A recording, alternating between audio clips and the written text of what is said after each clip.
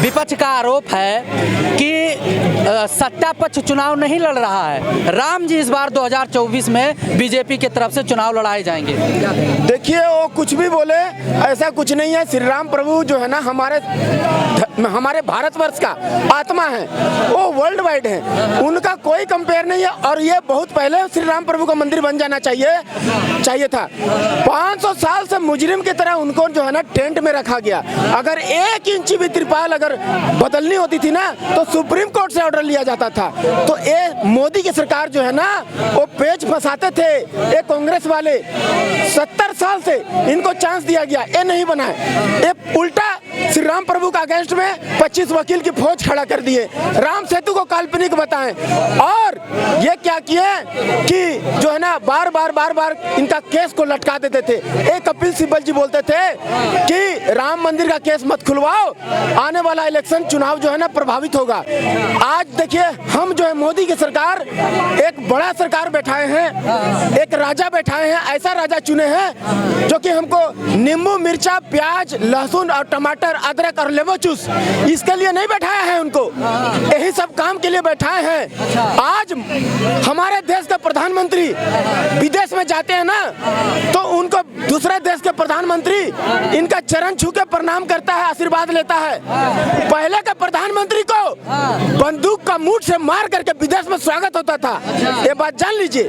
अच्छा, मुद्दे पे एक चीज बोलना चाहूंगा कि आप बोल रहे हैं कि क्या ये जो पॉवर्टी है या फिर जो हमारे पास ये सारे मुद्दे जो विपक्ष उठा रहा है, ये इलेक्शन का रिजल्ट बदल पाएगा कि नहीं बदल पाएगा? उसका मेरा एक ही कहना है कि इंडिया अपने लाइफ जितना 1947 से अभी तक डिफेंस सेक्टर में सबसे ऊपर है। जियोपॉलिटिकल रिलेशंस 1947 से आज तक में अभी सबसे अच्छे हैं।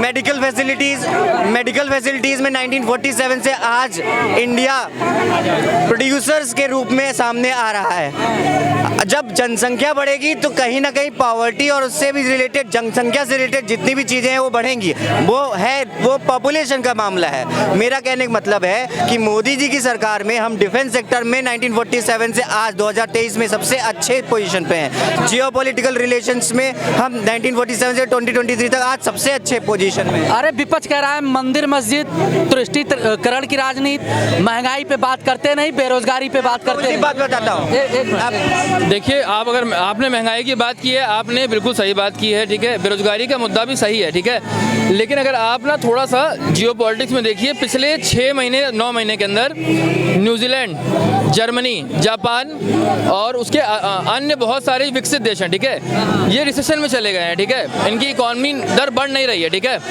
हम उनके कंपैरिजन में 7% से 6% से बढ़ रहे हैं, ठीक है।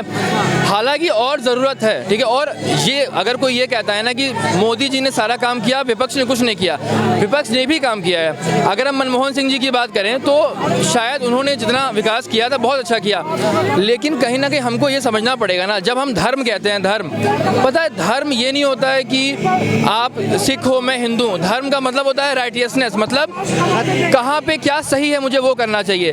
जैसे अगर मैं हिंदू हूँ, मेरा धर्म ये भी है कि मैं एक सिख हैं उनकी इज्जत करूँ, मैं गुरुद्वारे में जाऊँ तो माथा टेकूँ, जो उनकी मान्यताएं हैं मैं उनकी इज्जत करूँ। धर्म ये है, धर्म ये नहीं है कि मैं हिंदू हूँ तो मैं सिर्फ राम को पूजूंगा तो मैं धार्मिक कहलाऊंगा।